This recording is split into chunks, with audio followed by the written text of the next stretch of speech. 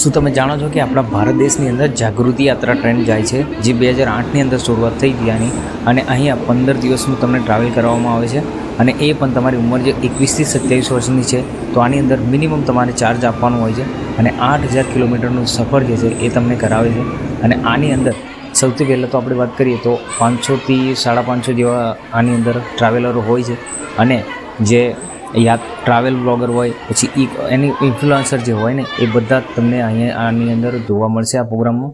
સૌથી પહેલાં તો વાત કરીએ તો આ વર્ષે શરૂઆત થવાની છે 7 નવેમ્બર શુક્રવારે મુંબઈ CSTથી, અને એના પછી હુબલી, બેંગ્લોર, મદુરઈ, શ્રી સિટી, વિશાખાપટ્ટનમ, બહેરામપુરા, નાલંદા, દેરોઈ, દિલ્હી, જયપુર, અમદાવાદ થઈને ફરીથી મુંબઈ 22 નવેમ્બરે આ ટ્રેન પહોંચશે.